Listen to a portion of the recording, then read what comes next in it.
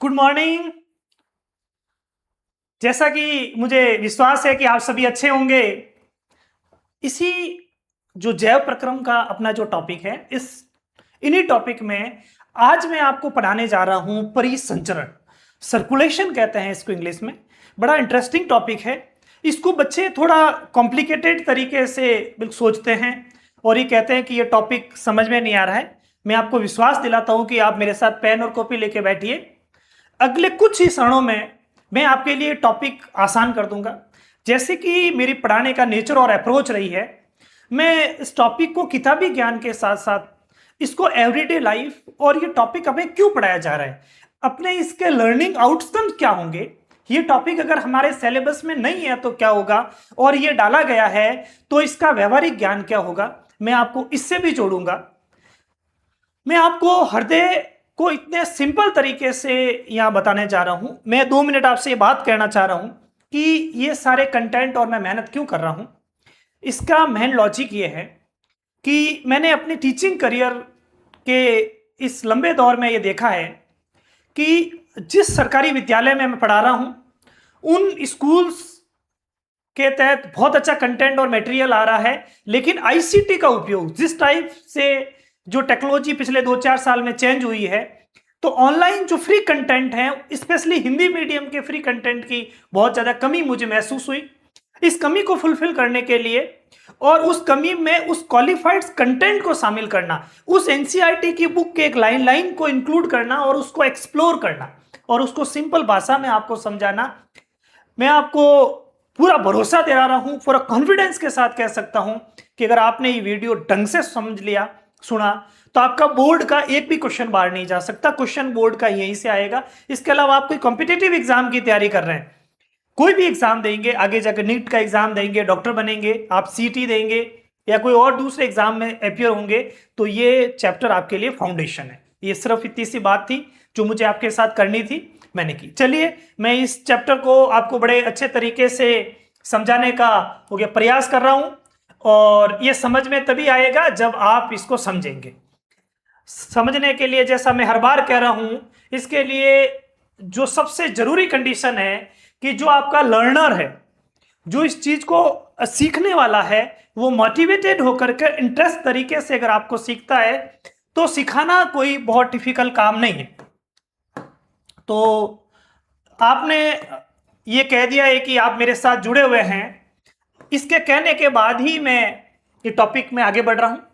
देखिए, ये अपना जो टॉपिक है, मैं आपको स्लाइड के माध्यम से, एनिमेटेड वीडियो के माध्यम से बताऊंगा, लेकिन मैं कुछ बॉर्डर लाइन आपको यहां समझाने जा रहा हूं कि ये जो परिसंचरण का जो टॉपिक है, इस परिसंचरण के टॉपिक में अपन लोग क्या पढ़ेंगे। देखिए, पहली बात तो आपको ही पता होना चाहिए कि परिसंचरण क्या है। इसको अपन क्लियर कर रहा हूं मैं आपको। इसके कितने भाग हैं, इनके क्या क्या काम है, इनके बारे में कोई विशेष जानकारी क्या है, और इनको पढ़ने के बाद में आप क्या जान पाएंगे दैनिक, या आप क्या जान पाएंगे। इसको अगर आप पढ़ लेते हैं तो आप क्या जान लेंगे, आप क्या जान पाएंगे। ये कुछ ऐसे टॉपिक्स के ऊपर मैं बहुत जल्द आपसे बात कर रहा हूं। देखिए, क्या है, क्या का मतलब तो यह है कि इससे पहले अपन ने देखा है कि अपन लोगों ने पाचन तंत्र पढ़ा और श्वसन तंत्र पढ़ा। जो भी अपन ने जो भोजन खाया है, जो भी भोजन लिया है, आपने जो भोजन लिया प्लस आपने जो जल लिया, आपका भोजन और जल को पूरे शरीर में सर्कुलेट करना, परिसंचरण या परिवहन करना। क्या करना? परिवहन करना। इंग्लिश में इसको ट्रांसपोर्ट करना।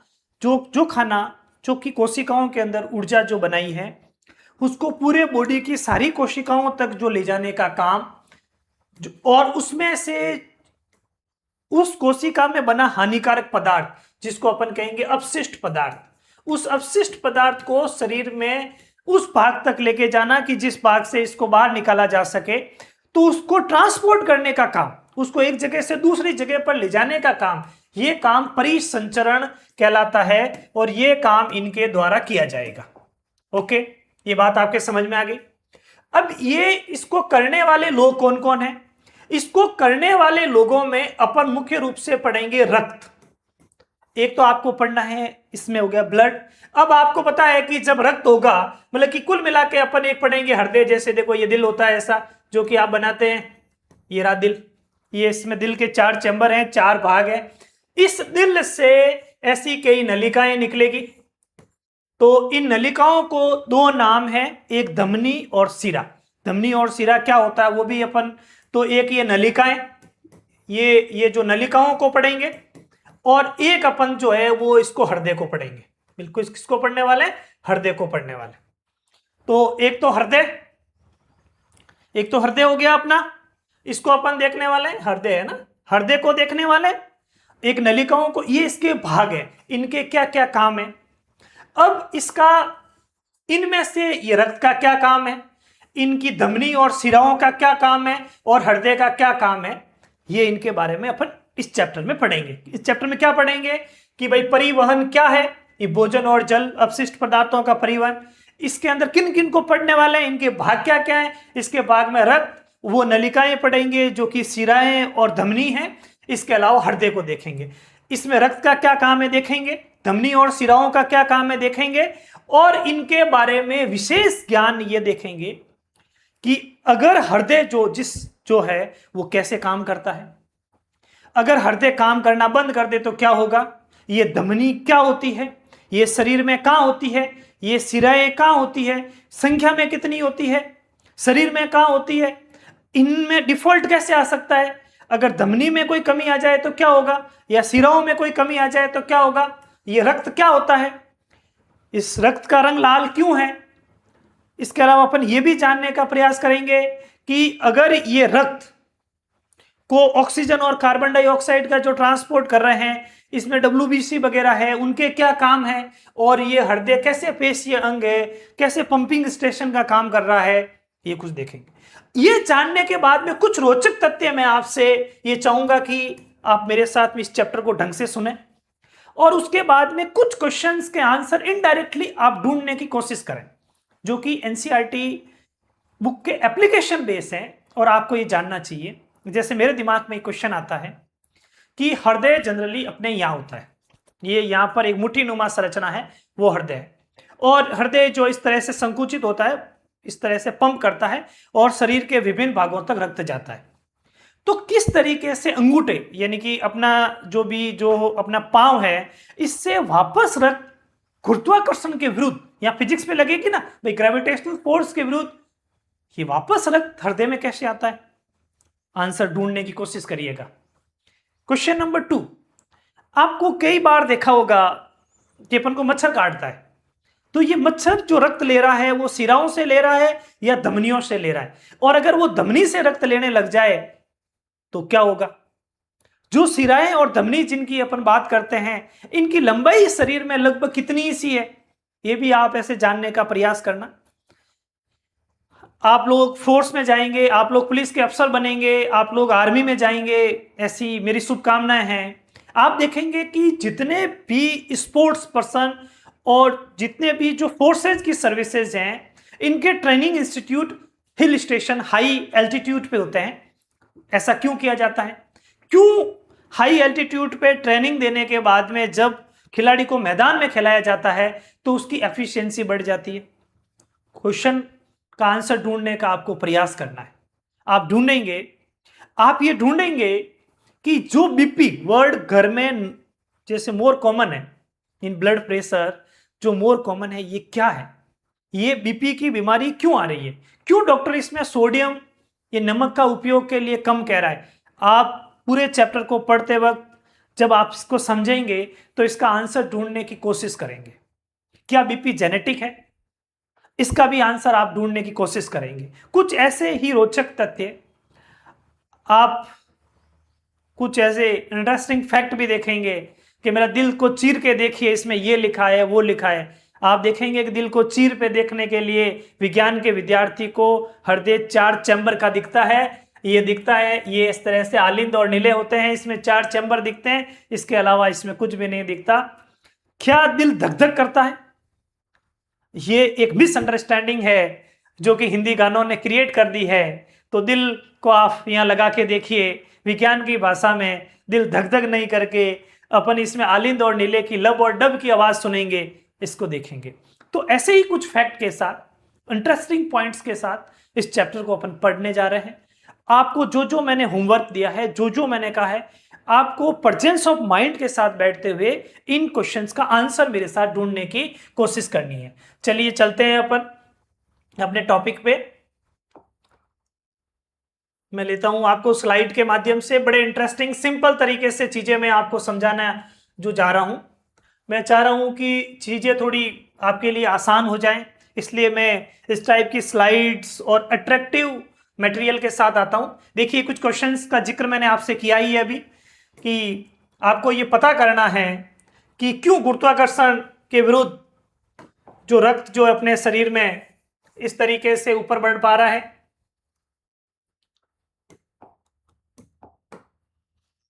हाई एल्टीट्यूड पे ट्रेनिंग क्यों दी जा रही है? बीपी क्या है? इनके बीपी के मरीज को चिकनाई खाने से मना किया जाता है। चिकनाई का मतलब घी और तेल खाने से। जैसे हो गया, क्या अपना दिल धक धक करता है? कम से कम साइंस के विद्यार्थी को, यानी आपको 10th की साइंस पढ़ने के बाद इतने आप लॉजिकल हो जाएंगे कि क्या दिल धक धक करता है। ह्यूमैनिटीज का विद्यार्थी दिल को धक धक कहे तो बात समझ में आती है। जैसे ये तो एक फिल्म का डायलॉग है कि मेरे दिल के चीर को देख, इसमें क्या मिलेगा? तो दिल को चीर के देखने से कुछ नहीं मिलेगा, इसमें आलिंद और नीले मिलेंगे और हृदय का 4 चैम्बर मिलेगा, और ये मच्छर को धमनी से रक्त चूसेगा तो क्या होगा। ये कुछ फैक्ट्स हैं जो आप इनको देखेंगे। अब मैं आपसे कुछ और पॉइंट्स पे बात करना चाह रहा हूं। मैं एक एनिमेशन दिखाता हूं आपको, और उस एनिमेशन से आप देखिएगा कि अपना हृदय कैसे दिखता है। ये एक एनिमेशन देखिएगा, ये मैं एनिमेशन दिखाना चाह रहा हूं आपको, आप इसको देखिएगा।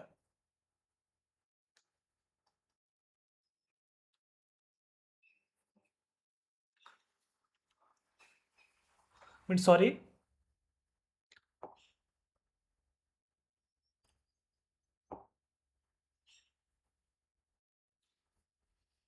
देखिए ये बताना चाह रहा हूं मैं आपसे, छोटा वीडियो है इसलिए ये बार बार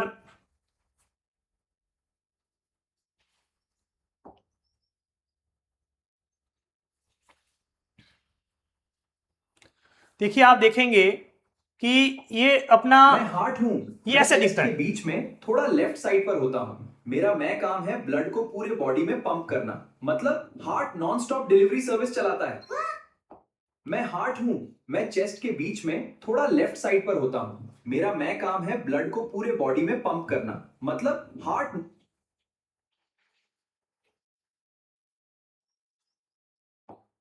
मैं हार्ट हूं, मैं चेस्ट के बीच, देखिए ये अपना हृदय कुछ ऐसा दिखता है, लेफ्ट साइड पर होता हूं।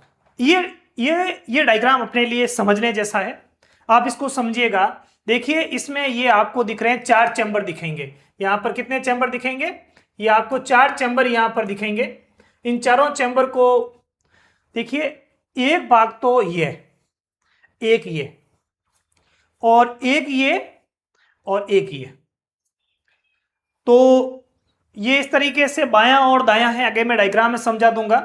ये जो आपको ये जो कलर दिख रहा है, इसमें जो रक्त बह रहा है वो अशुद्ध रक्त है, यानी कार्बन डाइऑक्साइड युक्त रक्त है। इसमें जो रक्त बह रहा है वो शुद्ध रक्त होगा, और ये ऑक्सीजन युक्त रक्त होगा।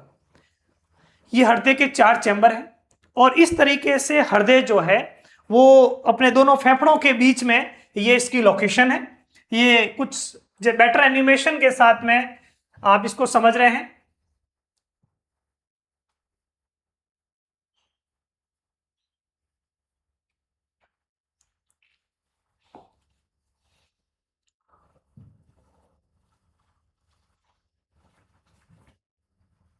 हाँ, अब अपन अपना ये जैसे टॉपिक मैं आपको समझाता हूं, आप आराम से समझते रहिए। कोई अपन को जल्दबाजी नहीं है, ना कहीं आपको जाना है। आपको ही पता है कि परिवहन क्या होगा। परिवहन, अभी मैंने आपको स्टार्टिंग स्लाइड में समझाया कि सजीवों में आवश्यक भोज्य सामग्री जल व ऑक्सीजन, बिल्कुल। किसका ट्रांसपोर्ट करना है? ट्रांसपोर्ट करना है कि खाने का सामान, जो खाना खाया है वो, जल और ऑक्सीजन का परिवहन करना, और जो उत्सर्जी पदार्थ है, जो हानिकारक पदार्थ कोशिकाओं में बने, उसको बाहर निकालना परिवहन है। ये आपके एग्जाम में आ सकता है कि सजीवों में परिवहन से क्या तात्पर्य है? ये परिवहन से तात्पर्य है। मुझे बताइए कि अब जो मानव जो परिसंचरण तंत्र है उसमें आप कितनी बात पढ़ने वाले? उसमें आप रक्त पढ़ने वाले हैं, उसमें आप रक्त वाहिकाएं पढ़ने वाले हैं, उसमें आप हृदय को देखने वाले। एक ये फैक्ट आपको ध्यान रखना है एग्जाम में और कॉम्पिटिटिव एग्जाम के पॉइंट ऑफ व्यू से, इनकी मानव ऊतक जो कई प्रकार का होता है, उस मानव ऊतक का एक प्रकार होता है जिसको बोलते हैं संयोजी ऊतक, और संयोजी ऊतक का भी एक प्रकार है जो तरल संयोजी ऊतक। तो रक्त एक तरल संयोजी ऊतक है। ये कॉम्पिटिटिव एग्जाम में, और आपको ये बात थोड़ी जो समझ के ध्यान रखनी है कि रक्त जो है वो तरल संयोजी ऊतक है। ये रक्त वाहिकाओं में अपन क्या पढ़ने वाले हैं? इसमें एक धमनी पढ़ेंगे, धमनियां पढ़ेंगे, और एक सिराएं पढ़ेंगे। ये धमनी और सिराएं हो जाएगी। हृदय आपको मैंने जिस बार बार बता ही रहा हूं, ऐसा हृदय है, 4 चैम्बर है। कितने जब भाग है? 1 2 3 और 4 भाग है। यहां तक आपको पूरी बात क्लियर है? आप इसका स्क्रीनशॉट ले लें या लिख लें इसको पोज करके। आगे बढ़ते हैं।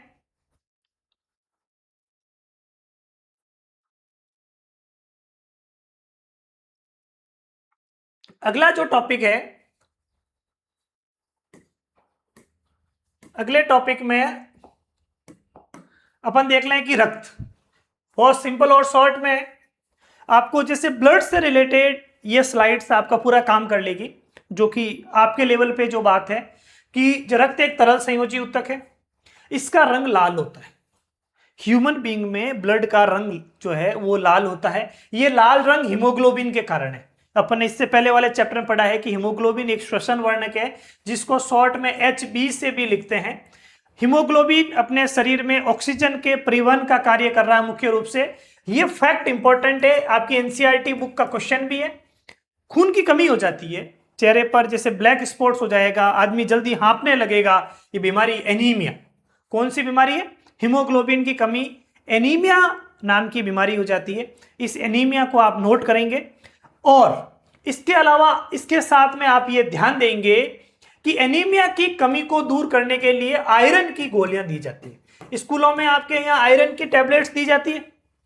तो आयरन की टैबलेट्स देने का मेन जो पर्पज है वो खून की कमी को पूरा करना। स्पेशली अपने जो भी टारगेट्स हैं वो जो है वो लगभग 11 या 13 साल से 19 साल की जो बच्चियां हैं वो होते हैं, क्योंकि उन मेंस्ट्रुएशन साइकिल्स के बाद में खून के कमी होने की संभावनाएं बढ़ जाती है। और अपन हर एक जो बंदा है जिसमें भी हीमोग्लोबिन की कमी है उसको अपन आयरन की टैबलेट देते हैं। अब अपने पास में आपसे पूछा जाएगा कि ब्लड क्या है? इनकी रक्त एक तरल संयोजी ऊतक है, इसका रंग लाल होता है, हीमोग्लोबिन कारण होता है, हीमोग्लोबिन की कमी कारण एनीमिया हो जाता है। अगला क्या आप याद करेंगे? आपसे कोई एक ये बोर्ड में क्वेश्चन पूछा जा सकता है, RBSC या अदर बोर्ड में भी पूछे जा सकते हैं ये क्वेश्चन। आप ऐसे लिखिएगा, आपसे पूछे रक्त के कार्य क्या है? रक्त का कार्य है परिवहन, रक्षा करना, इन तापमान नियंत्रित करना और रक्त का थक्का जमाना। ये रक्त के जो है वो है कार्य है।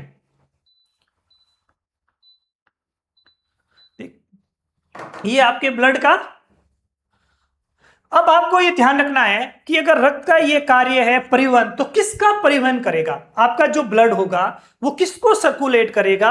आपका ब्लड सर्कुलेट करेगा पोषण यानी भोजन को। जो भी भोज्य सामग्री आपके शरीर में है उसको पोषण करेगा। आपका शरीर हार्मोन को, जो हार्मोन है, हार्मोन एक केमिकल रसायन होते हैं जो भी अपने शरीर की जो ग्रंथियां होती है इनके द्वारा सिक्रेट होते हैं।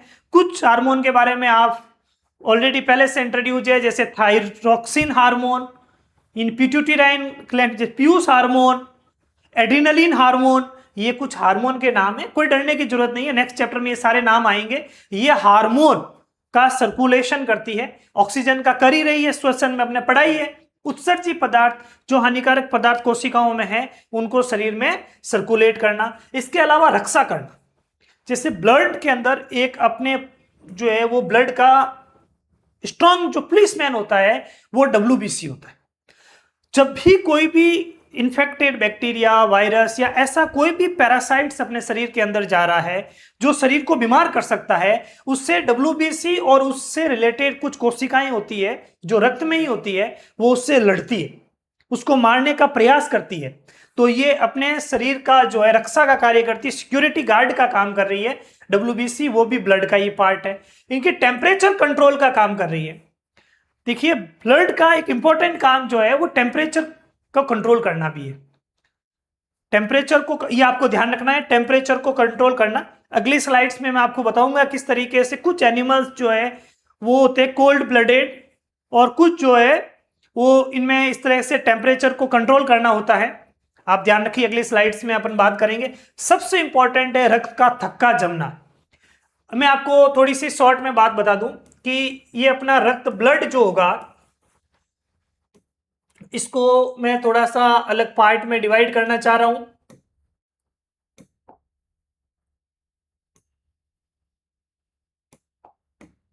देखिए आपने देखा रक्त, अब मैं रक्त को यहां पे देखता हूं। रक्त के अंदर जैसे मान कोशिकाएं या कणिकाएं कह सकता हूं मैं आपको कोशिका से ही समझा दूं। एक तो इसमें कोशिका, एक इसमें होगा प्लाज्मा, और एक इसमें होगा प्लेटलेट। प्लेटलेट तो देख लो, इसमें कोशिकाएं जो है इसमें मैं दो प्रकार की, एक आरबीसी और एक डब्ल्यूबीसी। आप ध्यान रखेंगे, आरबीसी यानी कि लाल रक्त कणिकाएं, और ये जो है वो व्हाइट ब्लड सेल्स है। जैसे लाल रक्त कणिकाएं हैं, इन्हीं के कारण जो है वो हीमोग्लोबिन इन्हीं में अंदर होता है, और इसी के कारण रक्त का रंग लाल होता है। कुछ एक इंफॉर्मेशन है आपके लिए कि आरबीसी जो होती है, ये स्तनधारी की आरबीसी में केंद्रक नहीं होता। जनरली ये कोशिका में केंद्रक होता है, एक्स्ट्रा इंफॉर्मेशन है, लेकिन इसमें केंद्रक नहीं होता। आपसे कोई पूछा जाए क्यों नहीं होता, क्योंकि इसका काम ही जैसे किसी को ट्रांसपोर्ट करना, तो इसको हटाओगे तो इसमें ज्यादा माल आएगा ना भाई। अगर एक्स्ट्रा कोई चीजें अंदर पड़ी है किसी ट्रक में, उसको अपन ने हटा दिया, ट्रक से ट्रांसपोर्ट कर रहे हैं, तो उसमें ज्यादा चीजें आ जाएगी और इसका काम किसी और से करवा देंगे शरीर में। तो इस तरीके से आरबीसी में केंद्रक नहीं होता।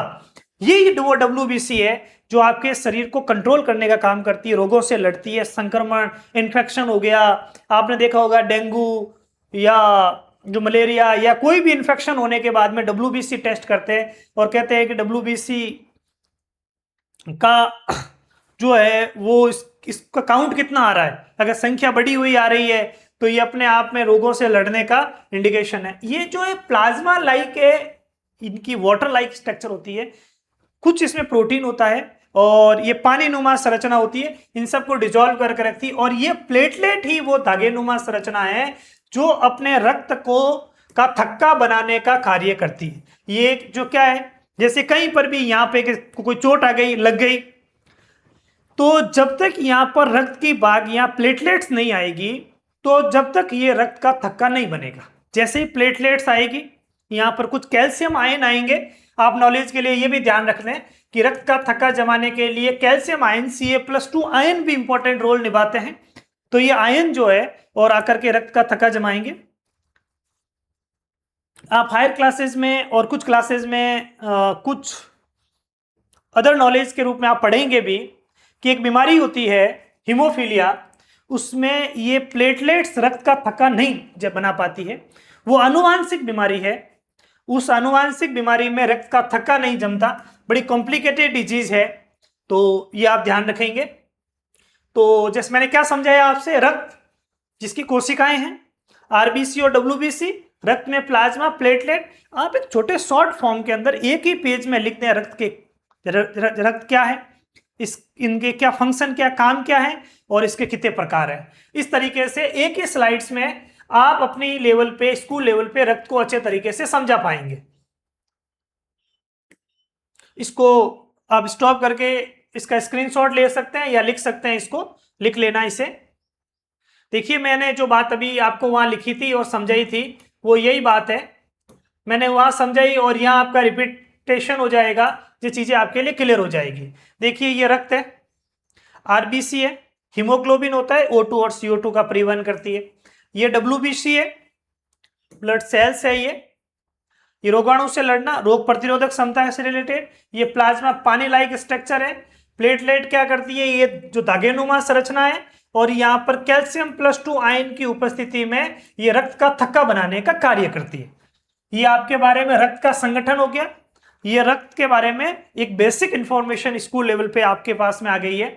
आप इनको अच्छे तरीके से लर्न करें, बार बार याद करें। अगर यहां तक कोई चीज या आपके दिमाग में कोई क्वेश्चन क्रिएट होता है कि सर आपने जो बात बताई है इसमें कोई हमारे मन में नई जिज्ञासाएं पैदा हो रही है, कोई एक्स्ट्रा इंफॉर्मेशन आपको पता चल रही है, आप कमेंट में लिखिएगा, मुझे मैसेज करिए। अपन दोनों मिल करके इन समस्याओं का के बारे में जो ढूंढेंगे।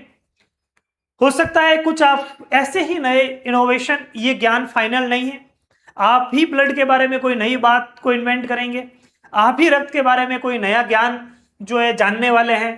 तो ये अल्टीमेट ज्ञान नहीं है।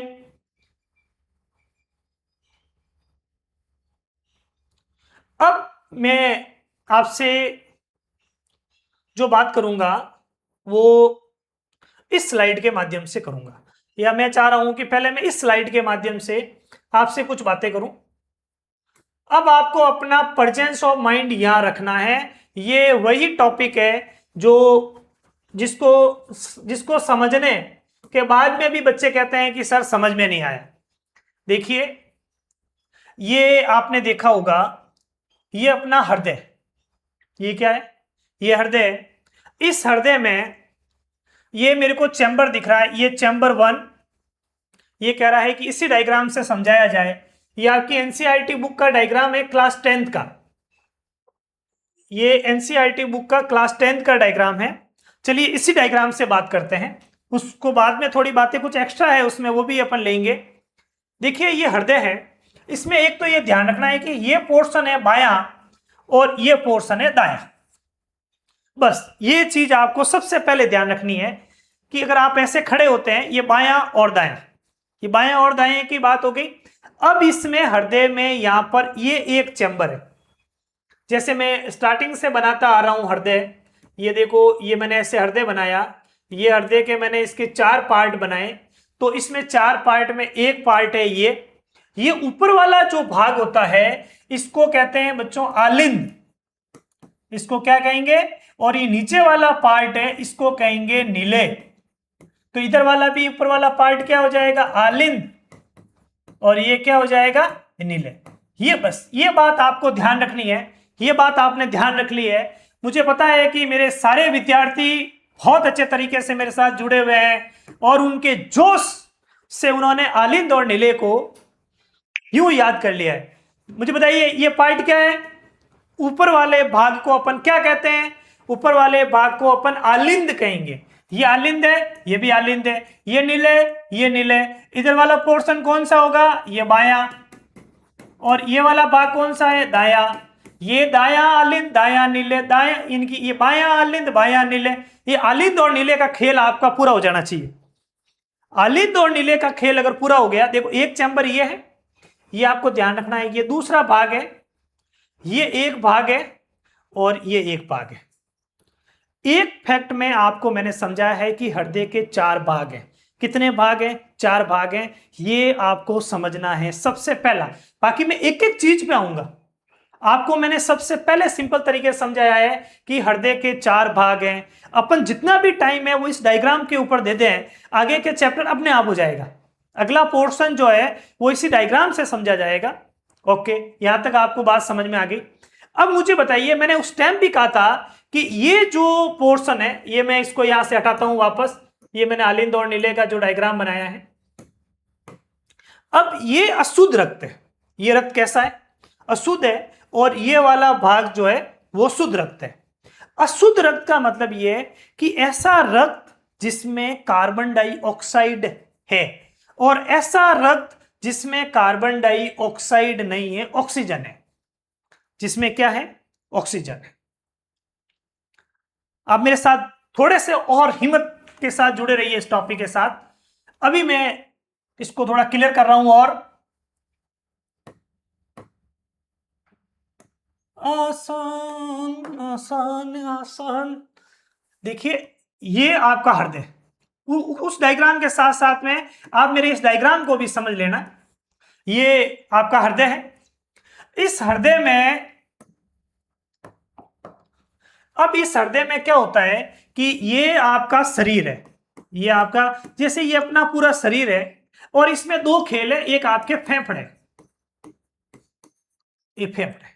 तो इसका मतलब ये हुआ कि अगर शरीर से रक्त हृदय में जा रहा है, इसका मतलब वो रक्त अशुद्ध है।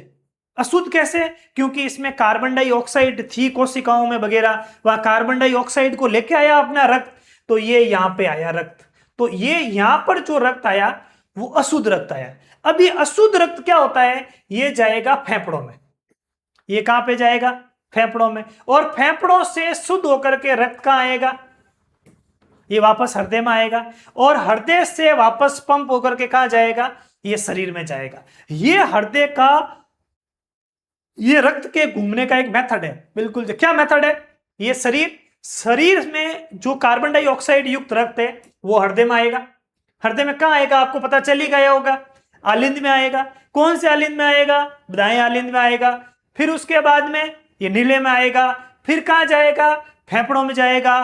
फेफड़ों के बाद कहां आएगा? ये वापस आलिंद में आएगा। कौन से आलिंद में आएगा? बाएं आलिंद में आएगा।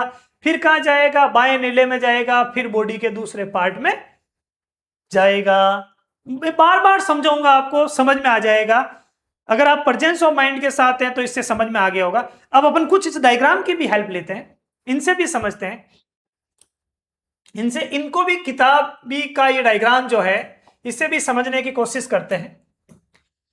देखिए, जैसे ये लिखा शरीर के निचले हिस्से, अरे भाई समझ जाना, यहीं से समझा देना हमें। हमारे बच्चे यूं भी हृदय के नाम लेते ही हृदय धक धक करने लग जाता है, और तू जो है वो हो गया पेन जो है वो बार बार कह रहा है कि मैं काम नहीं करूंगा, नहीं करूंगा। कभी कह रहा है ब्लैक करूंगा, कभी कह व्हाइट करूंगा। अब ये कह रहा है कि मैं ब्लैक ले आया हूँ, ये भी ब्लैक है, तो मुझे मन अच्छा नहीं लगा है, इसका कलर चेंज करना पड़ेगा। ये कलर चेंज किया। ये शरीर के निचले भाग से महाशिरा, ये शरीर के निचले भाग से आ रही है। ये जो मैंने अभी हृदय बनाया था यहाँ पे, और इस हृदय में ये शरीर बनाया था, ये शरीर हृदय के 4 चैम्बर था, और इस शरीर से ही तो मैं रक्त लेके आ रहा था। ये शरीर से, शरीर के निचले हिस्से से रक्त यहाँ आया। बिल्कुल, कहाँ आया? यहाँ आया। किस में आया? ये दाएं आलिंद में आया। आलिंद के बाद में हृदय ये जो है वो कहाँ गया? ये नीले में गया। इसके बाद में रक्त कहां पर आया? ये नीले में आया। उसके बाद में ये रक्त यहां से होता हुआ जो है वो फुफ्फुस यानी फेफड़ों में गया। यही कहा मैंने आपको, रक्त यहां आया, यहां से रक्त कहां गया? फेफड़ों में गया। यहां से रक्त कहां चला गया?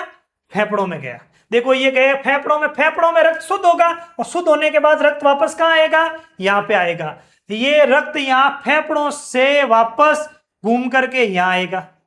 ये फुफ्फुस, ये सिरा इसको यहां लेके आएगी। यहां ये कौन सा? बायां आलिंद, और बाएं आलिंद से वापस रक्त कहां जाएगा?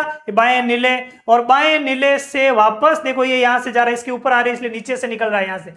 यहां से निकल के मां धमनी के शुरू ये पूरे शरीर में जाएगा। ये रक्त कहां जाएगा? पूरे शरीर में जाएगा। आपको समझ में आई बात? कुछ आप इस डायग्राम को देखिएगा। अब अपने पास में दो चीजें आ रही है बार बार, सिराएं और धमनी। तो मैं आपको सिराओं और धमनी, मैंने आपको समझाया कि शरीर में रक्त किस तरीके से, आलिंद और नीले, हृदय के 4 भाग हैं, और चारों भागों में शरीर से रक्त कैसे आता है, कैसे फेफड़ों में जाता है, और फेफड़ों से कैसे शरीर के अंदर आता है वापस। देखिए, कुछ चीजें और क्लियर हो जाएगी, थोड़ी देर में आप जुड़े रहे साथ में। इसके लिए मैं आपको अब समझाता हूं कि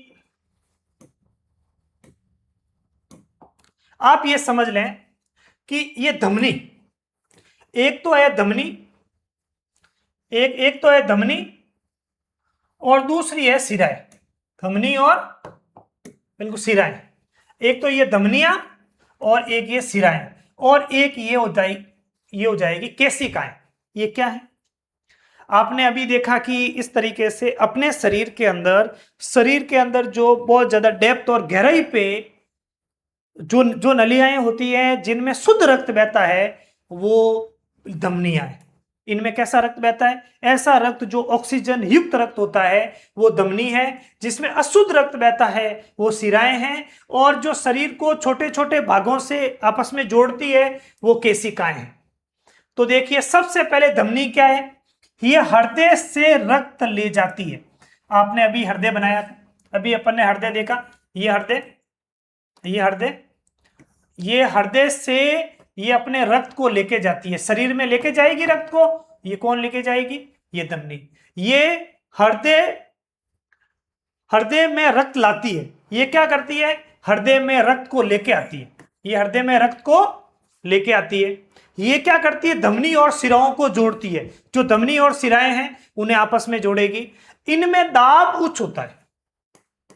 देखिए, जो अपनी धमनी होती है इसका जो दाब है, इसका जो है प्रेशर जो है वो इतना हाई होता है। देखिए, अगर अपना मच्छर धमनी को अंदर काटने लग जाए तो इसका फंवारा जो है वो काफी, जो जैसे बड़े जो बड़ा पानी का पाइप जब फूटा हुआ और उसके ऊपर जो फंवारा निकलता है उसके फंवारे के बराबर निकलेगा, मच्छर उसके साथ फंवारा हो जाएगा। इसलिए वो इसका ये बहुत ज्यादा डीप होती है, शरीर में गहरी होती है, इसमें शुद्ध रक्त बहता है। अगर ये फटने के बाद में बचने की संभावना और रक्त का थक्का बनने की संभावनाएं कम हो जाती है। ये सिराएं होती है, यहाँ दाब कम होता है और यहाँ दाब इनमें बहुत कम होता है। दीवार की मोटाई बहुत ज्यादा मोटी होती है और सबसे इंपॉर्टेंट है कि ये प्रत्यास्थ होती है। इलास्टिसिटी, झटके के साथ में रक्त बहता है इसके अंदर, इलास्टिसिटी लिए होते हैं। ये जो पतली होती है और ये बहुत पतली होती है। इनकी जैसे वाल्व, यानी कि जैसे वाल्व का मतलब ढक्कन, इसमें ढक्कन होते हैं बिल्कुल जैसे नौ, लेकिन इसमें ढक्कन होते हैं। Very very important, very very very important. Important कैसे? इंपॉर्टेंट ऐसे इन्होंने लिखा है कि हृदय में रक्त लाती है। तो मैंने स्टार्टिंग में कहा था कि गुरुत्वाकर्षण के विरुद्ध जो रक्त शरीर में ऊपर कैसे चढ़ता है, तो शरीर में ऊपर चढ़ने में सबसे इंपॉर्टेंट रोल निभाते हैं वो ये वाल्व, ढक्कन। जैसे रक्त ऊपर गया, इनके पीछे ढक्कन लग जाता है, रक्त को नीचे जाने ही नहीं देता। नीचे जाने से रोकने के लिए इन केशिकाओं में वाल्व होते हैं। मतलब ऊपर आ सकता है लेकिन कोई चीज उल्टी डायरेक्शन में नहीं खुलेगा, वो ये नीचे की डायरेक्शन में खुलेगा लेकिन ऊपर की डायरेक्शन वापस नीचे की डायरेक्शन में नहीं खुलेगा। ये इंपॉर्टेंट वाल्व होते हैं। यहाँ पे इंपॉर्टेंट फैक्ट है, समझने जैसा फैक्ट है, आप ध्यान रखेंगे। ऑक्सीजन, ऑक्सीजन युक्त रक्त, इसमें ऑक्सीजन वहीन रक्त होगा और इसमें दोनों प्रकार का रक्त जो है वो देखने को मिलेगा। आप इसको लिख लें, स्क्रीनशॉट बना लें, आपके एग्जाम में आने वाला इंपॉर्टेंट क्वेश्चन है ये नलिकाओं का जाल है जो रक्त को संपूर्ण शरीर में पहुंचाता है। जो जाल है वो इन्हीं प्रकार का होता है, ऐसे ही जाल बना होता है। तो इसको आप अच्छे तरीके से याद कर लें और समझ लें। अगले टॉपिक पे चलते हैं। अगला टॉपिक मैं वापस इसी पे आता हूं।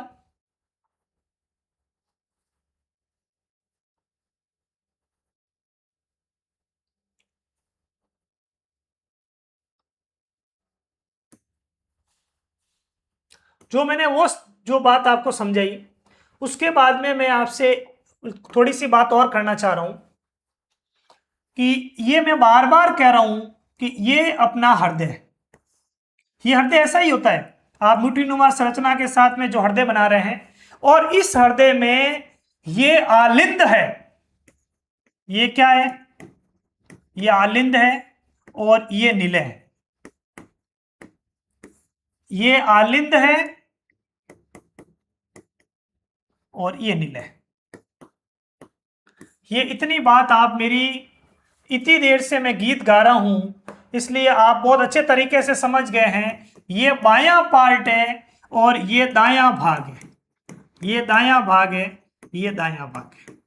अब यहां पर समझाना चाह रहा है कि आलिंद और निलय क्या होते हैं। तो बताओ क्या है? हृदय का ऊपरी हिस्सा है, हाँ सा ऊपरी हिस्सा है। ये निलय भी,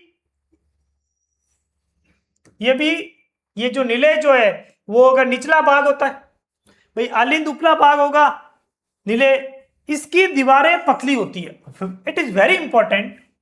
ये जो है इसकी दीवारें पतली होगी, इसकी दीवारें मोटी होगी, इसकी दीवारें मोटी होगी। अभी बताऊंगा मैं आपको उस डायग्राम में भी। ये क्या करता है? सिराओं से रक्त को प्राप्त करता है। आलिंद में तो रक्त आता है और नीले से तो रक्त शरीर में जाता है और ये धमनी में रक्त का प्रवाह करना होता है, यहां से धमनी में रक्त भेजना होता है। बिल्कुल, आलिंद शरीर से ऑक्सीजन रहित रक्त प्राप्त करता है। बताओ कौन सा आलिंद? ये आलिंद, दायां आलिंद। कौन सा आलिंद? इनकी दायां आलिंद। और आलिंद ऑक्सीजन युक्त रक्त फेफड़ों में भेजता है। ये जो नीले, ये कौन सा?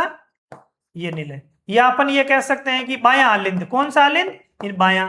ये अगर नीले की बात यहां करना चाह रहा है तो ये नीले ऑक्सीजन रहित रक्त फेफड़ों में भेजता है। बताओ कौन सा नीले भेजेगा? ये नीले। ये नीले कौन सा है? दायां नीले। ये रहा दायां नीले। और ये कौन सा नीले हुआ? ये बायां नीले। ये आगे बायां दायां या लिखना रह गया था, आप लिख दीजिए दायां, ये बायां, ये दायां और ये बायां। मतलब आलिंद और नीले के बारे में आपको जो नॉलेज है वो अपडेट हो जाना चाहिए। आप ऐसा डायग्राम, आलिंद और नीले के बारे में क्वेश्चन आया था, आप ऐसा डायग्राम बनाओ। इस डायग्राम में 4 चैम्बर करो। इसमें ये लिख दो यहां पर आलिंद, ये नीले, ये लिख दो आलिंद और ये नीले। इनकी दीवारें मोटी, ऊपरी भाग निचली भाग। एक फैक्ट तो ये होगा, ऊपरी भाग होता है, निचला भाग होता है।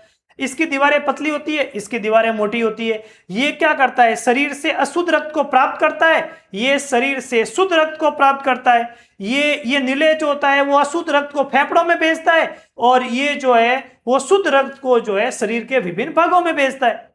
ये बात आपको मैंने बार बार समझाई है और आपने समझी। ओके, इसके बाद में मैं अब थोड़ा पीछे चलना चाहूंगा वापस, और इस स्लाइड के माध्यम से मैं वापस एक फैक्ट बताता हूं आपको। मतलब यही पार्ट है वो जिसको समझने के लिए बच्चे क्यों जो है, मुझे बताइए। देखो ये आलिंद है, इसकी दीवारें जो है वो पतली है, लेकिन ये नीले की दीवारें जो है वो जैसे बड़ी है। लेकिन आपने एक बार नोट किया होगा कि ये दीवार बहुत ज्यादा बड़ी है।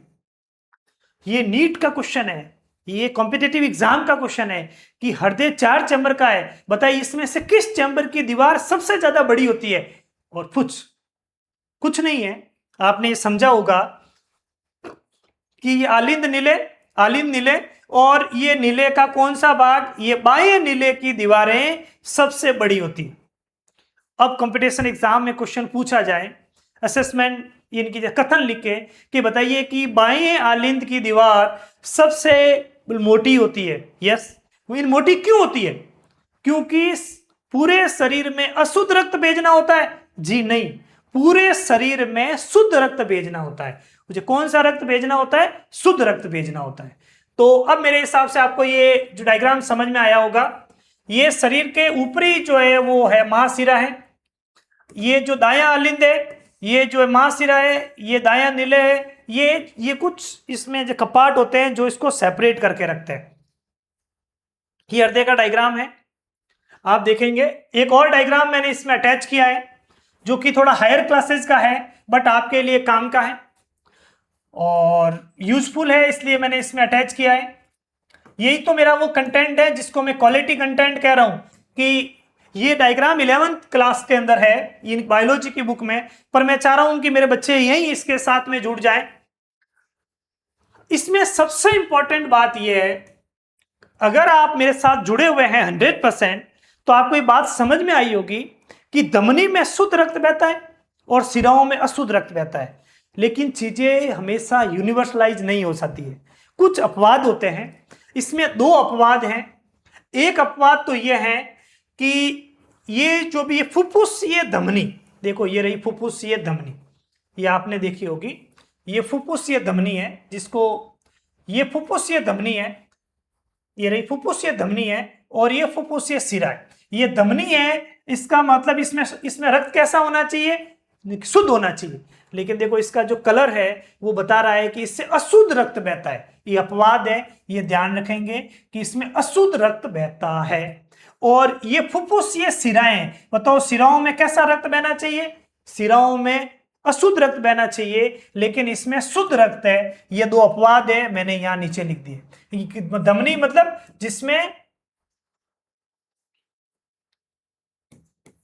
जिसमें ऑक्सीजन युक्त रक्त, और सिरा जिसमें ऑक्सीजन रहित रक्त, ऑक्सीजन रहित रक्त। ये कुछ लिखने में जो है वो गड़बड़ हो गया है। ये देखना धमनी और सिराएं, इसमें आप क्या लिखेंगे, इसमें धमनी में ऑक्सीजन युक्त रक्त और सिराओं में ऑक्सीजन रहित रक्त, ऑक्सीजन रहित रक्त। और ये अपवाद है, ये क्या है, अपवाद है। अब मैं कुछ क्वेश्चंस या कुछ मेरे पार्ट रिपीट करता हूं आपके साथ में। मुझे पता है कि आप मेरे साथ में जोश के साथ जुड़े हुए हैं और मुझे चुटकुले की आदत नहीं है और डायग्राम कुछ डायलॉग भी नहीं आते हैं, और जनरली अगर आप साइंस पढ़ रहे हैं तो ये सारी चीजें आपके ब्लड में नहीं आ पाती है। कोशिश कर रहे हैं। मैंने आपको बताया कि अपना हृदय के 4 चैम्बर्स होते हैं। कितने चैम्बर होते हैं, वो 4 चैम्बर होते हैं। इसमें आलिंद और नीले होते हैं, बायां आलिंद बायां नीले, दायां आलिंद दायां नीले, ये आपको ध्यान रखना है। फिर मैंने बताया कि किस तरीके से आलिंद और नीले की दीवारों में फर्क होता है। आप ये समझ चुके हैं कि किसकी दीवार मोटी होती है और क्यों होती है। फिर आपने समझा कि धमनी क्या होती है, फिर आपने समझा कि सिरा क्या होती है, फिर आपने समझा कि आलिंद क्या होते हैं, फिर आपने समझा कि नीले क्या होते हैं। तो इतनी बातें आपने बड़े अच्छे तरीके से समझी। कुछ आपने अपवाद भी जो देखे। अब ये डायग्राम है आपके बुक का, इस डायग्राम को बार बार बनाना है। इसकी मैंने लगभग सारी बातें आपके साथ डिस्कस कर ली। देखिए यही वो अपवाद है जो यहां लिखे हुए भी हैं, आपको दिख भी रहे हैं। देखिए ये जो है ये फुफ्फुसीय धमनी है। ये क्या है, ये फुफ्फुसीय जो धमनी है। इस फुफ्फुसीय धमनी में मुझे कैसा रक्त होना चाहिए था,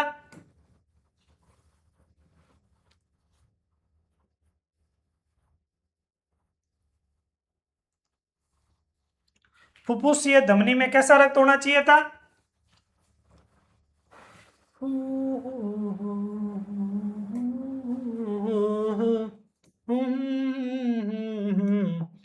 आप ये देखा होगा फुफ्फुसीय धमनी, धमनी में कैसा रक्त होना चाहिए, शुद्ध। रक्त कैसा है, अशुद्ध। मतलब ये जो रंग है अशुद्ध रक्त को बताता है, ये जो रक्त है वो शुद्ध रक्त को बताता है। और ये फुफ्फुसीय सिरा है, बताओ कैसा रक्त है, अशुद्ध रक्त है, अशुद्ध है, शुद्ध रक्त है। कैसा रक्त है, शुद्ध है। होना क्या चाहिए सिरा में, अशुद्ध। ये 2 अपवाद है, इन दोनों अपवाद को आप ध्यान रखेंगे। चलिए आगे चलते हैं। ये आलिंद नीले मैंने आपको बता दिया अच्छे तरीके से।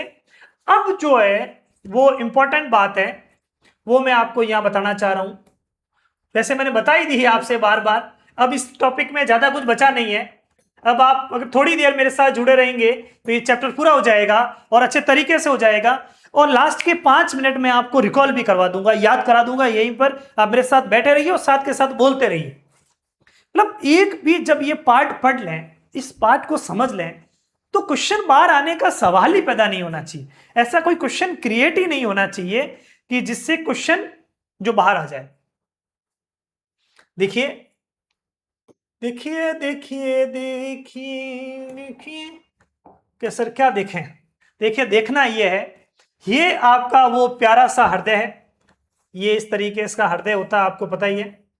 मैं थोड़ा कलर कॉम्बिनेशन के साथ चलना चाह रहा हूं, इसीलिए देखिए ये आपका हृदय है। ये हृदय में आपने देखा होगा कि ये आलिंद है, ये आपका नीले है, ये आलिंद है और नीले। देखिए ये बिल्कुल दायां आलिंद और ये दायां नीले, ये जो बायां आलिंद और ये बायां नीले, ये हृदय है 4 चैम्बर का। अब इसमें क्या होता है कि इसमें शरीर के अंग से रक्त का आएगा। अभी अपन ने देखा था दाएं आलिंद में आता है, आलिंद के बाद में रक्त कहा जाता है, उसके बाद में रक्त हो गया नीले में जाएगा। उसके बाद में अपन ने ये देखा है कि ये जो नीले है, इस नीले से रक्त कहां जाएगा, इनकी फेफड़ों में जाएगा। और फेफड़ों से वापस ये फुफ्फुसीय सिरा से होता हुआ रक्त कहां पर आएगा, ये बाएं आलिंद में आएगा। आलिंद के बाद सर ये शरीर, ये रक्त कहां जाएगा, नीले में जाएगा। और नीले के बाद में शरीर कहां जाएगा, ये रक्त शरीर के विभिन्न अंगों में जाएगा। अगर आप थोड़ा बहुत भी प्रेजेंस ऑफ माइंड के साथ बैठे और अगर इस डायग्राम को समझ लें तो मेरे हिसाब से कोई बहुत बड़ी बात नहीं है कि एक बच्चे को आसानी से समझ में आ सकता है कि एक ये रक्त जो शरीर में आया, हृदय में आया, हृदय से यकृत में गया, यकृत से वापस हृदय में आया, हृदय से वापस शरीर में गया। मतलब एक ही रक्त हृदय में 2 बार आता है। एक बार अशुद्ध आता है, फेफड़ों में जाता है, फेफड़ों से शुद्ध होकर के वापस हृदय में आता है, फिर शरीर के विभिन्न भागों में जाता है। इसी को कहते हैं दोहरा परिसंचरण। इसी को कहते हैं दोहरा परिसंचरण। इसी को अपन क्या कहते हैं? दोहरा परिसंचरण तंत्र। इंग्लिश में कहते हैं डबल सर्कुलेटरी सिस्टम। कि समझाइए दोहरा परिसंचरण तंत्र क्या होता है। तो हमने आपको समझाया, इसको तो आप लिख लेंगे अच्छे तरीके से। और अब मैं आपको यहां बताता हूं, ये देखिए, ये अपनी बुक का डायग्राम है। मतलब देखिए कंटेंट को कितने सिस्टमैटिक तरीके से लिया गया है आपके लिए चीजें आसान करने के लिए। ये दोहरा परिसंचरण क्या है? परिसंचरण की प्रक्रिया में रक्त 2 बार हृदय से गुजरता है। बिल्कुल गुजरता है साहब, 2 बार हृदय से। एक बार अशुद्ध रक्त जो है वो हृदय में आता है, फेफड़ों में जाता है, और फेफड़ों से शुद्ध होकर के वापस हृदय में आता है, और हृदय से शरीर के विभिन्न भागों में जाता है। 2 बार गुजरा ना, 2 बार गुजरता है। देखिए ये डायग्राम से समझाया हुआ है, अपनी बुक का डायग्राम है 5.11।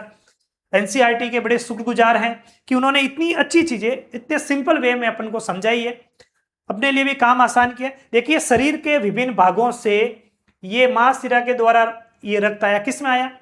ये क्या है ऊपर वाला पोर्शन? आलिंद या नीले? आलिंद। बताइए कौन सा आलिंद? ये बाएं आलिंद। ये बाएं आलिंद से किस में गया? ये बाएं नीले में गया।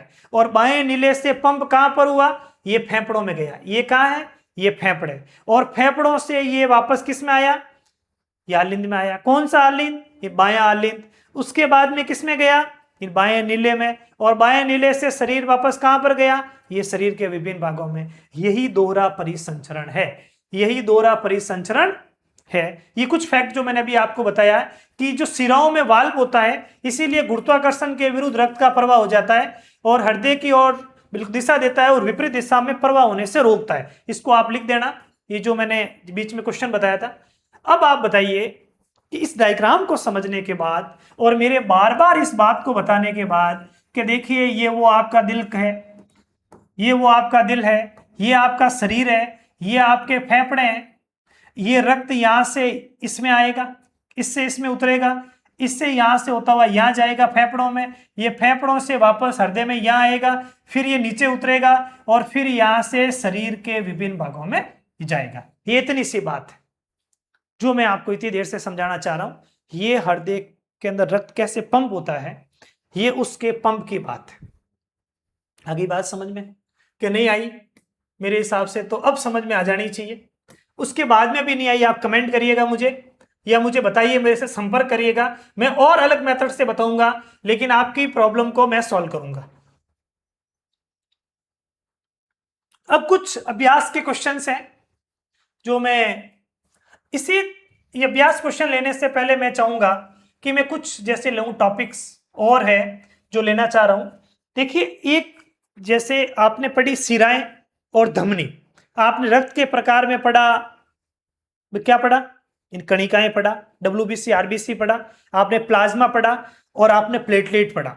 इसके साथ साथ में एक अपना लिम्फ नोड सिस्टम भी होता है जिसको अपन लसिका तंत्र कहते हैं। ये लसिका तंत्र इंपॉर्टेंट पार्ट है, इसको आपको ध्यान रखना है कि ये लसिकाएं क्या है।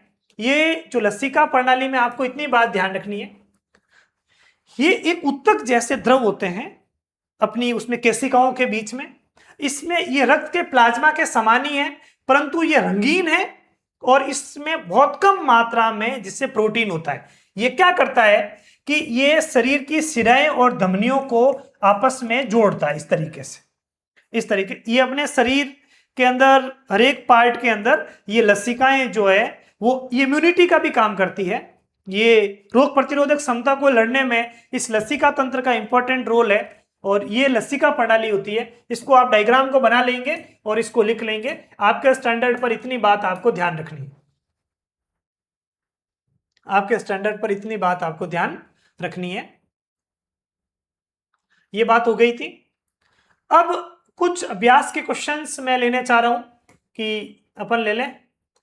अभ्यास के क्वेश्चन है कि 4 कोष क्या कर रहा है, इरिटेटिंग।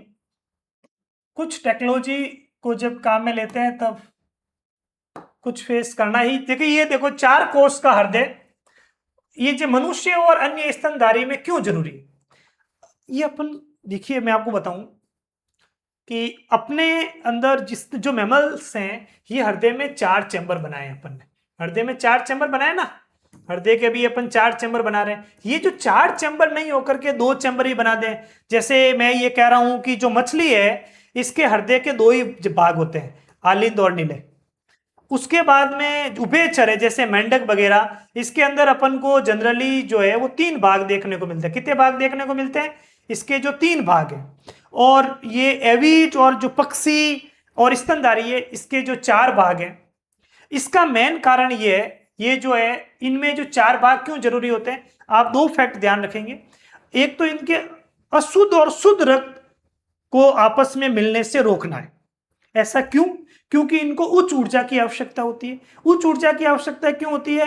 क्योंकि इनके शरीर का जो बॉडी का टेम्परेचर है उसको मेंटेन करने के लिए उच्च ऊर्जा की आवश्यकता होती है। और ये ऊर्जा जब शुद्ध और अशुद्ध रक्त मिक्स हो जाएगा तो ऑक्सीजन उतनी मात्रा में नहीं मिल पाएगी, सेलुलर रेस्पिरेशन उस मात्रा में नहीं हो पाएगा। इसलिए यहाँ 4 चैम्बर होना जरूरी है। इनकी रक्त को मिलने से रोकना, ये लिखा देखो, ऑक्सीजन युक्त और ऑक्सीजन रहित मिलने से रोकने के लिए। और मैं दूसरी बात बता दी कि आप टेम्परेचर, उच्च गुणवत्ता युक्त ऑक्सीजन की सप्लाई करने के लिए और शरीर के तापमान को स्थिर रखने के लिए, क्योंकि ये वार्म ब्लडेड है। तो ये क्वेश्चन है आपके एनसीईआरटी का, और इसके ये जो इसके 3 पॉइंट्स हैं जो आप अपने आप में। अब और अगला क्वेश्चन है कि रक्त का थक्का, जैसे रक्त का कौन सा भाग थक्का बनाता है, बताइए। ऑप्शन देता हूं मैं आपसे, आरबीसी, डब्ल्यूबीसी या प्लाज्मा या प्लेटलेट। आंसर होगा प्लेटलेट। कौन बनाता है? प्लेटलेट। ये जो प्लेटलेट्स होती है, जिसको अपन हो गया रक्ताणु भी, प्लेटलेट जो धागेनुमा संरचना होती है, आप ये ध्यान रखना है, प्लेटलेट जो रक्त का थक्का जो बनाती है। ये कुछ क्वेश्चंस हैं। तो आप मुझे बताइए कि जो मछलियां होती है उसमें हृदय के अंदर कितने भाग होते हैं? 2। उभयचर होते हैं उसमें कितने होते हैं? 3। और जो होते हैं पक्षी और स्तनधारी होते हैं उसमें कितने होते हैं? 4। इतने भाग क्यों होते हैं? क्योंकि ये 3 पॉइंट्स याद रखने, क्योंकि ये 3 पॉइंट्स याद रखने इसलिए होते हैं। तो यहां तक मेरे हिसाब से बच्चों याद हो गया होगा, और हो ही जाना चाहिए, क्योंकि अब इसके बाद इतना कुछ बचता नहीं है। इस वाले पार्ट में एक इंटरेस्टिंग टॉपिक है जो एनसीईआरटी से मैंने यूं का यूं उठाया है। मैंने इसमें कुछ कम करने की कोशिश भी नहीं की। क्यों? क्योंकि देखिए, आपने देखा होगा कि अपना रक्त दाब कितना होता है? रक्त दाब, ये इसमें से आपको ध्यान रखना है कि रक्त दाब जो है, मनुष्य का रक्त दाब 120/80 mmHg, ये तो आपको याद रखना है, 120/80 mmHg। अब मैं आपको समझाऊंगा कि 120 क्या है और ये 80 क्या है, और मैं एनसीईआरटी बुक से समझाना चाह रहा हूं आपको। देखिए, इन्होंने ये लिखा है साफ कि ये जो दाब जो है वो नीले के कारण है। किसके कारण है? इनके नीले कारण। देखिए, जब नीले का क्या होगा, एक तो होगा संकुचन और एक होगा इनकी शिथिलन।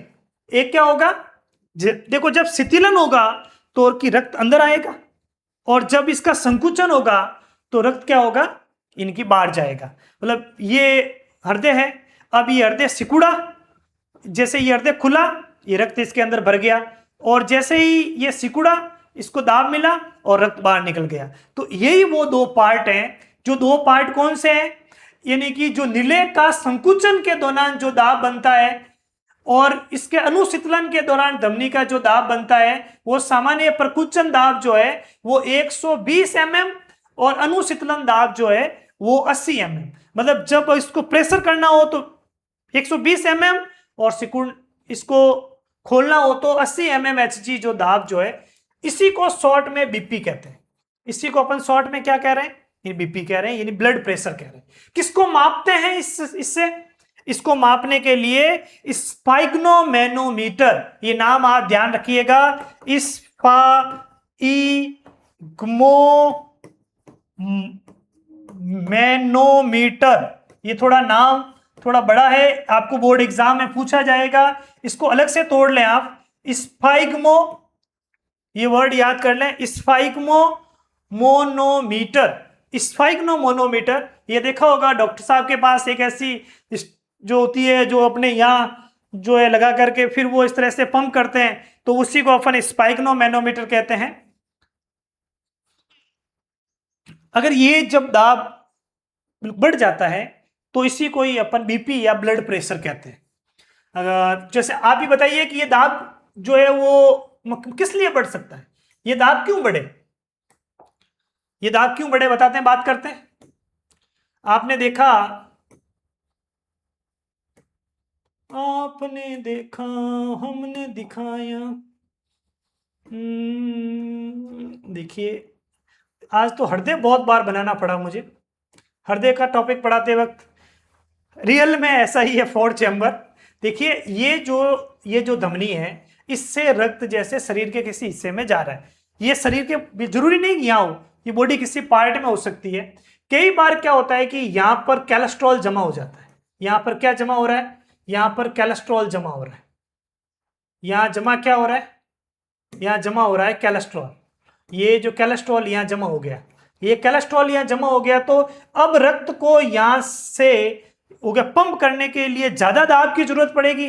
जो 120/80 mmHg आपने पढ़ा है, ये दाब कई बार बढ़ करके जो है वो 190 जैसे 90 तक पहुंच जाता है, या जनरली 150/90, ये हाई बीपी के इंडिकेशन है। ये कैसे हाई बीपी, इनकी ब्लड प्रेशर ज्यादा हो गया, तो ये लिखा ना देखो, इनकी रक्त प्रवाह के प्रतिरोध बढ़ जाता है, इससे धमनी भी जो है, इसमें कई बार क्या होगा, ज्यादा दाब आएगा तो यहाँ से धमनी फट जाएगी, और धमनी फटेगी तो हार्ट फेलियर और ऐसे जो है वो संभावनाएं देखने को मिलेगी। ये पार्ट आप देख लेना, अच्छा है, इंटरेस्टिंग टॉपिक है, अच्छे तरीके से मैंने आपको बता दिया इसके जो जो इंपॉर्टेंट जो पॉइंट्स थे वो।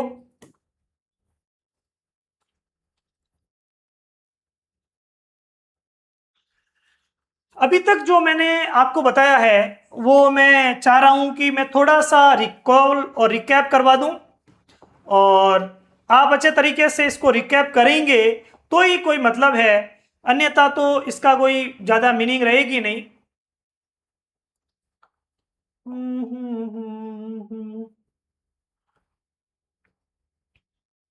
देखिए जो मैंने आपको अभी जो बातें बताई है वो मैं आपको रिकैप करा रहा हूं। मैंने आपको स्पेशली बताया है वो, जैसे बताया परिवहन को, आपको समझ में आ गया होगा। फिर मैंने रक्त को बताया, फिर रक्त को बताते बताते इसके संगठन बताया, रक्त के अंदर भाई रक्त का WBC, RBC, प्लाज्मा और प्लेटलेट, ये इसका संगठन बताया। फिर मैंने आपको कुछ नलिकाओं में जो है 2 पार्ट बताया, एक धमनी बताया और एक सिरा बताया। ये धमनी जो है वो मोटी संरचना होती है, प्रत्यास्थ होती है, और सिराएं जो है वो पतली होती है। फिर मैंने आपको हृदय बताया, और हृदय की मैंने क्रियाविधि समझाई आपको, हृदय की स्पेशली क्रियाविधि मैंने समझाई, और इस क्रियाविधि में मैंने आपको कहा कि आपको ध्यान रखना है, आपको अच्छे तरीके से समझना है, बहुत ही अच्छे तरीके से समझना है कि कैसे जो हृदय है,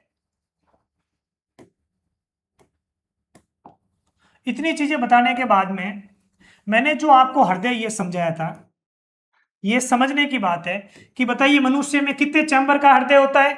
मनुष्य में 4 चैम्बर का हृदय होता है। ऊपर वाला पोर्शन आलिंद कहलाता है, नीचे वाला निलय। ये वाला कौन सा पोर्शन है और ये वाला कौन सा पोर्शन है, आपको खुद ही जैसे पता करना है। ये ऐसा डायग्राम बना करके आपसे पूछे, जब बताइए कि दोहरा परिसंचरण क्या होता है, आप कहेंगे अशुद्ध रक्त ऐसे आता है, फिर इसमें आएगा, फिर फेफड़ों में जाएगा, फेफड़ों से वापस आलिंद में आएगा, फिर नीले में जाएगा, फिर शरीर के अंदर जो है वो जाएगा। ये दोहरा परिसंचरण मैंने आपको समझाया है, आपको समझ में आ गया होगा यहां तक। इसके अलावा मैंने कहा कि मछलियों में 2 चैम्बर, उभयचर में 3 चैम्बर, और मनुष्य में मैंने बताया बीपी क्या होती है, वो बीपी किससे मापते हैं, हाई बीपी का क्या कारण है। ये सारे टॉपिक्स अपन ने इनकी मनुष्य में परिसंचरण के देखें। अभी आपका 10 मिनट का एक टॉपिक है जिसमें आप देखेंगे कि जैसे पादपों में परिसंचरण, जिस तरीके से आपके एनसीईआरटी का अटैच टॉपिक है, और बहुत जल्द जो है वो ये टॉपिक हो जाएगा। आप इसके साथ में जुड़े रहिए। मैं आपको देखिए, अब अगला टॉपिक है पादपों में परिवहन। देखिए, जो भी जितने भी प्लांट्स होते हैं उनमें लीफ होती है और रूट होती है, मतलब एक तो जड़ें होती है और एक पत्ती होती है। उसका पत्तियों में भोजन बनता है और जड़ों से खनिज, लवण और पानी ऊपर चढ़ता है। तो जो जो उनकी जड़ें से जो पानी ऊपर ले जाता है वो जाइलम है, मिल्कों की जड़ों से जाइलम, और इससे पत्तियों से कौन है, ये फ्लोएम। ये जाइलम और फ्लोएम दो नाम आपको ध्यान रखने हैं जब पादपों में परिवहन अपन लोग पढ़ते हैं। जब भी पादपों में परिवहन पढ़ते हैं तो दो नाम अपन ध्यान रखेंगे, और दो नाम कौन से हैं, एक जाइलम और एक फ्लोएम। ठीक है सर, के ध्यान रख लेंगे। तो ये जाइलम और ये फ्लोएम। जाइलम क्या करती है, ये जड़ से जल और खनिज का परिवहन करती है, ये पत्तियों में भोज्य पदार्थ का। ये एक विमीय परिवहन, ये तो क्या है कि जैसे जड़ है और जड़ से पानी ऊपर चढ़ा, जिस वापस नीचे थोड़ी लेके जाएगा, पानी को वापस नीचे लेके नहीं जाएगा। लेकिन जो भोजन पत्तियों में बना है, यहां पर ये जो पत्ती में भोजन बना है, ये शरीर को हर एक भाग तक लेके जाना है, इसलिए ये द्विविमीय। इसके ये कुछ जैसे प्रकार हैं, ये नाम आप 9th वगैरह में पढ़ते हैं, फिर भी आप ध्यान रखना। ये वाहिका, वाहनिकाएं, जाइलम पेरेन्काइमा और जाइलम तंतु। ये जिस फ्लोएम फाइबर, सहकोशिका, चालनी कोशिका और फ्लोएम पेरेन्काइमा कंपटीशन एग्जाम में आती है। आपके बोर्ड एग्जाम के लिए तो उतना इंपॉर्टेंट नहीं है, लेकिन फिर भी आप ये नाम थोड़ा सा ध्यान रखना कि जाइलम के ये नाम है और फ्लोएम के ये नाम है। ये नाम अगर आपको जैसे ही याद हो गए, ये इतनी बात पता चल गई, तो अब अपन देखते हैं कि फिर इसमें क्या होता है भाई। बिल्कुल जैसे क्या कॉन्सेप्ट है, जैसे कॉन्सेप्ट ये है, कॉन्सेप्ट क्या है फिर, तो इसका कॉन्सेप्ट ये है कि जनरली पादपों में, इस आपने कहा कि जो मनुष्य है उसमें तो परिवहन करना है भोजन का, खाद्य पदार्थ का, हृदय है, एक कॉम्प्लिकेटेड स्ट्रक्चर है, एक सिस्टमैटिक वे में काम करता है, उसके काम को समझना था। इसमें जाइलम और फ्लोएम काम करती है। अब इसमें पादपों में किसका परिवहन होगा, ये आप जो देख रहे हैं, तो बताइए पादपों में किसका परिवहन होगा। पादपों में जो परिवहन हो रहा है वो जल और खनिज लवण का परिवहन होगा। ओके, कौन करेगा, ये जाइलम करेगी। इन भोजन का परिवहन होगा, कौन करेगी, ये फ्लोएम करेगी। इसके अलावा ये देखो, जैसे जाइलम ये जड़ों पत्तियों से लाती है, पानी परासरण से ऊपर चढ़ता है। जैसे क्या होता है, ऊपर जैसे दाब कम होता है, नीचे के दाब से पानी ऊपर चढ़ता है। और ये जो फ्लोएम है ये इसका भोजन का परिवहन करती है, आप लिखेंगे। और वाष्प उत्सर्जन जो है वो देखो, वाष्प उत्सर्जन आप देखा होगा कई बार, ये आप यूं देख लें कि जो भी लीफ, जो पत्तियां होती है, इनकी सतह पर रंध्र होते हैं, और रंध्र के माध्यम से जो इनका भी पानी जो है वो बाहर निकलता है। ये अपन पढ़ते हैं कि मरुस्थल के जो पौधे होते हैं उनमें रंध्र छोटे होते हैं, उनकी पत्तियों के ऊपर क्यूटिकल होती है, क्योंकि यहाँ पानी कम होता है, इससे वाष्पोत्सर्जन को कम करना होता है। लेकिन अल्टीमेटली ये पौधों में वाष्पोत्सर्जन का काम करती है। इसके अलावा आपने देखा होगा कि जो भी होती है, गोंद जो होती है, जैसे जो गोंद है या फिर रेजिन है, ये भी जो है वो उसका है पादपों, बिल्कुल सॉरी, वो जो वेस्ट प्रोडक्ट है, अपन ट्रांसपोर्ट की बात कर रहे हैं, अपन किसकी बात कर रहे हैं, अपन जो परिवहन की बात कर रहे हैं। तो इनकी परिवहन जो है वो पत्तियों में रंध्रों के द्वारा इनकी यहां तक, ये वाष्प उत्सर्जन तक की बात को आप ध्यान रख लेंगे। इसके अलावा आपको कुछ भी ध्यान रखने की जरूरत यहां से नहीं है। तो ये जो 3 पॉइंट्स हैं, पॉइंट 1 2 3 4 देख लें। आप इतनी देर से मेरे साथ बैठे हैं, बड़े जोश के साथ बैठे हैं, तो आपने अपने टॉपिक को बड़े अच्छे तरीके से समझा ही है। और अब एक एनसीईआरटी के लास्ट क्वेश्चंस हैं, आप देख लें। और आपका बहुत बहुत जो धन्यवाद है कि आपने इतनी देर तक मुझे झेला है। और झेला नहीं है, मुझे लग रहा है कि मूवी की तरह आप बैठे होंगे, किताब कॉपी आपने ली नहीं होगी, साथ में बिना कॉपी के बैठे होंगे और मुझे सुन रहे होंगे। तब आप देख ही सकते हैं कि फिर आप कितना इसको समझ पाए होंगे। और अगर आप पेन और नोटबुक की तरह एक ईमानदार विद्यार्थी के रूप में बैठे हैं तो आपको विश्वास है कि ये टॉपिक आपका कंप्लीट हो गया। इससे बाहर इस अपने जो टॉपिक पढ़ा है उसके 50% स्टैंडर्ड तक ही बोर्ड में क्वेश्चन बनते हैं। अपने बहुत अच्छे स्टैंडर्ड से चीजों को समझा है। तो देखिए, अब ये बताइए कि मानव वहन तंत्र के घटक कौन से हैं और इनके घटकों के क्या कार्य है। तो बताइए, मानव वहन तंत्र के घटक कौन कौन से हैं? एक रक्त है, एक धमनी और सिराएं हैं, एक हृदय है। इनका रक्त का क्या कार्य है, धमनी और सिराओं का क्या कार्य, हृदय क्या कार्य, अपन लिख सकते हैं। स्तनधारी तथा पक्षियों में ऑक्सीजन नित और वी ऑक्सीजन को अलग करना होता है। ये अपने बीच में क्वेश्चन देख ही लिया कि भाई स्तनधारी होते हैं उसमें हृदय के 4 चैम्बर होते हैं, क्योंकि उनको उच्च ऊर्जा की आवश्यकता होती है, इसके लिए इसको अलग से सेपरेट करते हैं। ये अपने जब बीच में क्वेश्चन आ ही गया। उस संगठित पादपों में वहन तंत्र के घटक क्या है? जो उच्च पादप होते हैं, जैसे छोटे पादप हैं उसमें जाइलम और फ्लोएम इतने स्ट्रांग नहीं होते हैं, तो इसमें आप लिख सकते हैं इनमें क्या है, एक तो जाइलम है और दूसरा फ्लोएम है। दूसरा क्या है? फ्लोएम है। पादपों में जल व खनिज लवण का वहन कैसे होता है? ये तो जाइलम के द्वारा होता है। किसके द्वारा होता है? इसमें आप ये जाइलम के जो बिल्कुल 4 नाम मैंने लिखा है ना, जाइलम पेरेनकाइमा और जाइलम फाइबर, और इसमें फ्लोएम के अंदर यानी कि इसमें जाइलम में वाहिका और वाहिनिकाएं, और इसमें फ्लोएम में सहकोशिकाएं और चालनी कोशिकाएं, जो नाम आए थे अभी यहाँ, ये नाम आप भी याद कर लेना। इनकी पादपों में भोजन का स्थानांतरण कैसे होता है? पादपों में भोजन जो पत्तियों में बनता है, पत्तियों के द्वारा भोजन जो है उसका उत्तक फ्लोएम जो है द्विमीय पौधे के विभिन्न भागों तक लेके जाता है, और इसमें एटीपी ऊर्जा की आवश्यकता होती है। ये कुछ क्वेश्चंस थे जिनका मैंने आंसर आपको कराया। मुझे विश्वास है कि आप इस परिसंचरण का जो टॉपिक है, जो कि जैव प्रक्रम का एक टॉपिक है, इसको आप अच्छे तरीके से समझेंगे। एनसीईआरटी किताब को पढ़ेंगे। मेरा जो इस टॉपिक पे वापस शॉर्ट में रिवीजन आएगा उसको आप देखेंगे। और अगर आपको ये चैनल पे वीडियो अच्छा लगा है तो चूंकि मेरे को मोटिवेट करने के लिए, मेरे मोटिवेशन के लिए, जिससे मैं आपसे जुड़ूं, आप इसको लाइक और सब्सक्राइब कर लें। और गांव के दूर दराज पे बैठे हुए वो सारे भाई बहन जिनके पास में क्वालिटी कंटेंट नहीं है, उन तक इसको वायरल कर दें और उनको कह दें कि जो BS राजपुरोहित सर हैं, जो अपन को YouTube पर हिंदी मीडियम के अंदर जो इंडिया की टॉप की कॉन्वेंट स्कूलों में जो चीजें पढ़ाई जाती है, कंटेंट पढ़ाया जाता है, उसी वे में और उसी क्वालिटी के साथ में पढ़ा रहे हैं। बहुत बहुत धन्यवाद आपका, आप मेरे साथ जुड़े रहे। Thank you.